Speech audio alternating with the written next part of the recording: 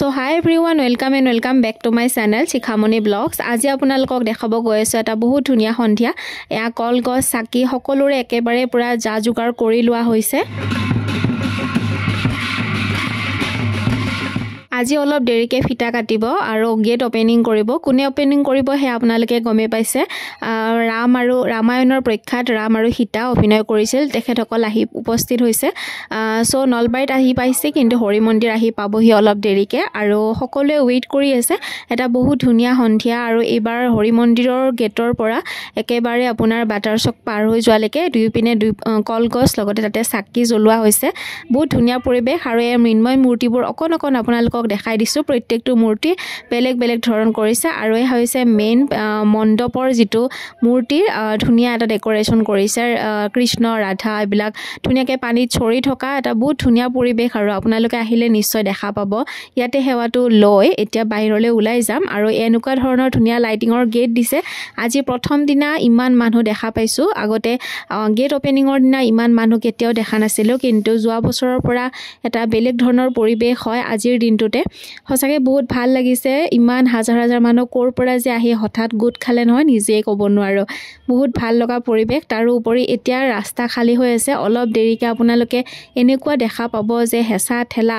so বহুত time weight কৰাৰ পিছত ফাইনালি আমাৰ মাজত ৰাম সীতা আহি পাবহি সো তেওঁলোকক ধুনিয়াকে ইয়াতে ওয়েলকাম কৰা হ'ব আৰু একেবাৰে এখন ফুল সজ্জিত ৰথেৰে তেখেতসকলক লৈ অহা হৈছে এই সাংস্কৃতিক শোভাযাত্ৰাটোত বহুত মানুহ আছে বিভিন্ন ধৰণৰ ইয়াতে সকলোৱে বেলেগ বেলেগ ধৰণৰ হাস পোছাকেৰে তেখেতক ওয়েলকাম কৰিছে বহুত ভাল লগা এটা দৃশ্য সো আপোনালোকক একফালৰ পৰা ধুনিয়াকে দেখাই গৈ আছো আৰু মই সকলোখিনি সাউন্ড বিলাক মিউট কৰিছো এই কাৰণে কাৰণ কিয় বহুত বেছি হাল্লা হৈছিল যিবোৰ নেকি আপোনালোকে শুনি অকনমান অশান্তি পাব পাৰে সো হেতু কাৰণে আৰু বেলেগ বেলেগ ধৰণৰ গীতো বাজি আছিল সো এনেকে কিমান ধুনিয়া লাগিছে চাওকচোন এটা বেলেগ ধৰণৰ ডেকোৰেশন আৰু ইয়া ফাইনালি ৰাম আৰু সীতা কাখৰ পৰা দেখা পালো বহুত বেছি ভাল লাগিল তেখেতসকলক ইমান কাখৰ পৰা দেখা পাম বুলি বহুত টাইমৰ পৰা ৱেইট কৰি আছিল আৰু ইমান মানুহ মানে প্ৰসেছনটোত আহিছিল নহয় হাজাৰ হাজাৰ মানুহ আহিছিল আপোনালোকে অলপ দেৰিকে গোটেইখিনি মোৰ ভিডিও দেখা পাব মই A to Z ভিডিও কৰিছো আৰু বহুত বেছি এটা ভাল লগা সন্ধিয়া আছিল যেটো সন্ধিয়াৰ কাৰণে নলবাৰীবাসীয়ে বহুত দিনৰ পৰা ৰখি আছিল ৱেইট কৰি আছিল আৰু লগত এয়া আমাৰ নলবাৰী বিধায়ক জয়ন্ত মল্ল বৰুৱা তেখেতৰ ওয়াইফ পিছপিনে ৰাধাৰ কাখত বহিছে আৰু এটা ভাল লগা পৰিবেশ আৰু হসাকে বহুত বেছি ভাল লাগিছে তেখেতসকলে সকলোকে ধুনিয়াকে মাত দিছে লগতে ৰাইজসকলক বহুত বেছি মৰম কৰিছে আৰু দেখা পালেনে সেই যে খালি ৰাস্তাটো আৰু এতিয়া কেনেকুৱা ধৰণৰ ভিৰ হৈ গৈছে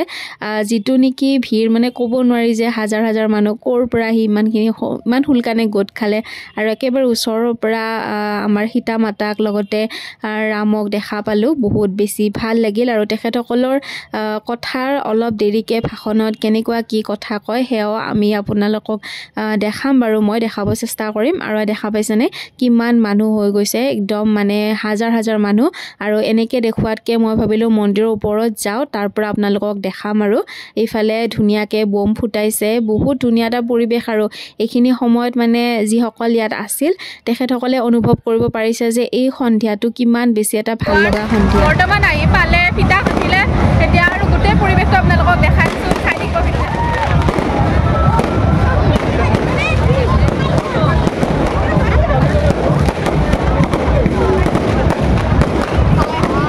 এয়া মন্দিৰৰ ওপৰৰ পৰা দেখাইছো দেখা পাইছেনে কিমান মানুহ হৈছিল ৰাখত প্ৰথম উদ্বোধনীনা বিজয়টো মই আহিলো আজি আৰু জাষ্ট এইমাত্ৰ পিতা কাটিলে ৰাম আৰু সীতাই ন ইমান মানুহ হৈছে মানে বাপৰে হাজাৰ হাজাৰ মানুহ হৈ গৈছে আজি এতিয়া জাষ্ট এইমাত্ৰ সোমালে আৰু বহুত বেছি ভাল লাগিলে এটা বহুত ধুনীয়া পৰিবেশ আমি বৰ্তমান আছো শংকৰ মন্দিৰৰ ওপৰত নহ'লে তলত মানে একদম কথা কোৱাৰ মানে কোনো হেৰিয়ে নাই মানে ঠিক আছে লগ পাইছো কিবা আলোচনা দেখাম ৰাখটো 14-15 দিন হয় কিন্তু এই 14-15 দিনৰ ভিতৰত আজিৰ যেটো দিন এই দিনটো কেতিয়াও ঘূৰি নাহে কাৰণ এই দিনটো হসাকে এটা বেলেগ ধৰণৰ দিন হয় বাকি দিনতকে আজিৰ অলপ হলেও বেলেগ হয়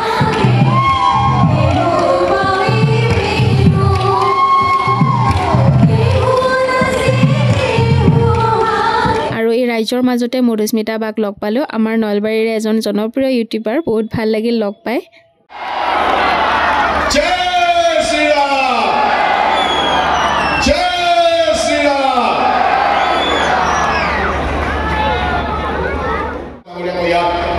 গীত পৰিৱেশনৰ কাৰণে 28 তাৰিখে নিমন্ত্ৰণ কৰিছোঁ তাৰ লগে লগে প্ৰথমে সীতা মাতাক সম্বৰ্ধনা জনোৱা হ'ল তেখেতৰ হাজবেণ্ডো আহিছিল তেখেতক সম্বৰ্ধনা জনাইছে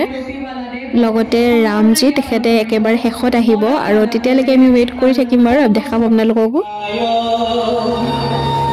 নমস্তে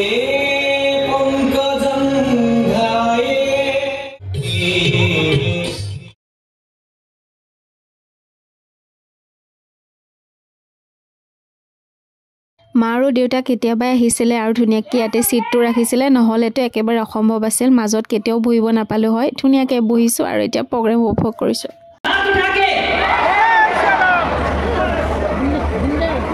मेरे सामने उपस्थित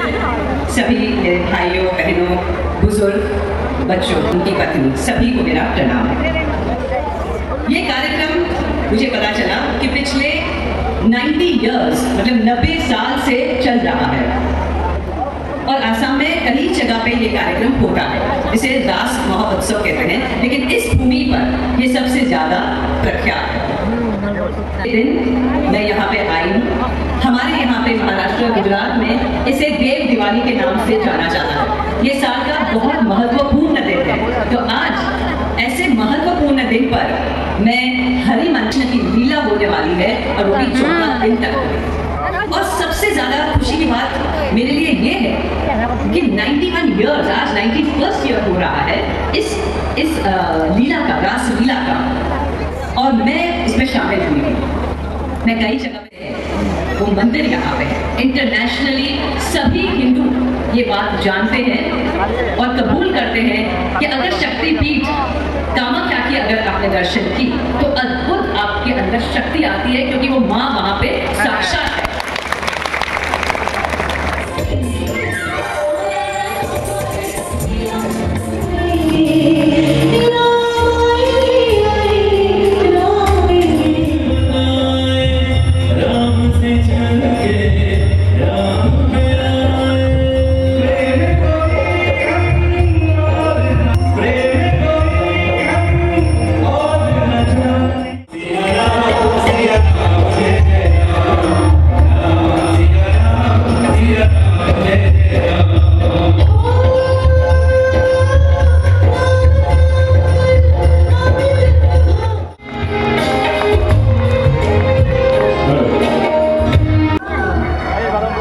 राम हमारा गौरव है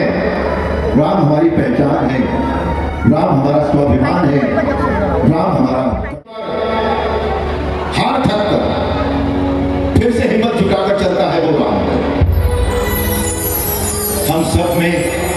राम का